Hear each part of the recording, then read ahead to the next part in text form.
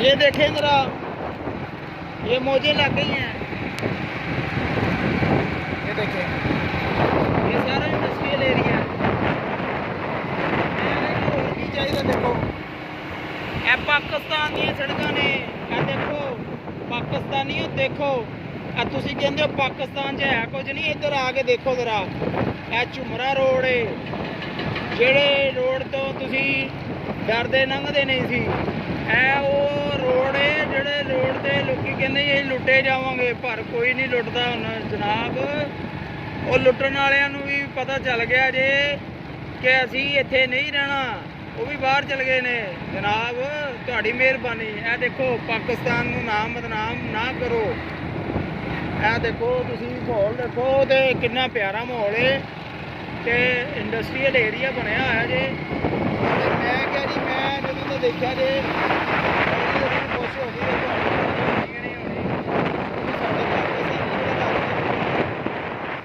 देखो। Police station भी बड़ा पुलिस स्टेशन बनया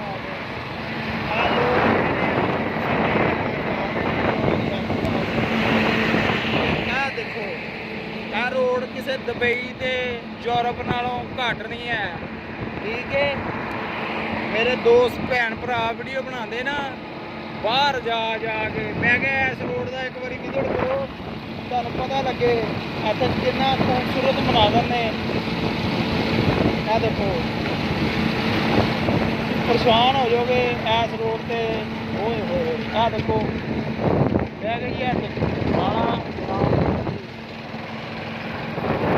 इंडस्ट्रीयल एरिया, इनू कहते जे रोड दुबई नूं घट गया, यूरोप नूं घट गया। देखो एडे वड्डे ब्रिज जड़े कम हो रहा जे, पाकिस्तान च कम नहीं होया। है की है बंब होया जे, कम होया जे। हेलो देखो रोड, तुसीं कहंदे सी रोड नहीं है कुछ लभदा जे बाहर भी।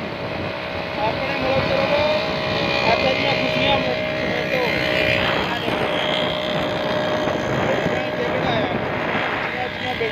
देख के अपना आप लुटाई जाते हो सारे।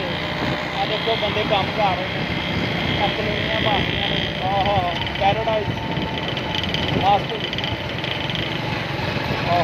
ये देखे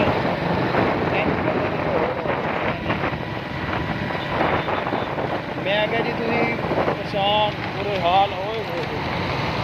आ देखो बने, ये देखो होर इनू कहते हैं। हाँ जी, हक चैन वाले ने। यह देखो कितना बड़ा बोर्ड लवाया जे। यह देखो कलोनी बन गई है। यह देखो एडी प्यारी कलोनी बनी हुई है। मैं कही ए लव यू लिखा जे। यह देखो ए लव यू लिखा जे। यह देखो बड़ा जहा लिखा होया। हाँ जी, वो बंदा एक बुला रहा सानू, इन्हों मिलते हैं, क्यों पुछते हैं। भाई होनी अपनी ड्यूटी कर रहे हैं माशाल्लाह। अस्सलाम वालेकुम। सलाम जी सर जी। प्यारे भाई हुक्म वीडियो सर बनाओ, ठीक है। अपना तारफ थोड़ा करा दें। मैं कैपिटल टीवी में होता हूँ, सलीम शुदा नाम है मेरा। कैप्टन टीवी, कैपिटल टीवी भाई, कैपिटल टीवी, ठीक है। नेशनल टीवी चैनल है। और से ठीक है। मैं डॉक्यूमेंट्री तैयार कर रहा हूँ ये इंडस्ट्री, ठीक है। और से ठीक है। ये भाई थे, इनकी ड्यूटी लगी हुई है ताकि कोई 2 नंबर बंदा जो है वो इस एरिए में ना आए, ठीक है। तो ये जो सिक्योरिटी गार्ड्स होते हैं इनकी ड्यूटी लगी होती है। तो ये एरिया जो है वो बना हुआ है, बड़ा अच्छा बना हुआ है, ठीक है। तो ये देख लें, बस दिखाने का मकसद यही था आपको कि यार ये आप लोग बाहर जाते हैं, ये देखें कितना बड़ा बोर्ड बना है और यहाँ पे बहुत ज़्यादा बहुत बड़ा काम हो रहा है।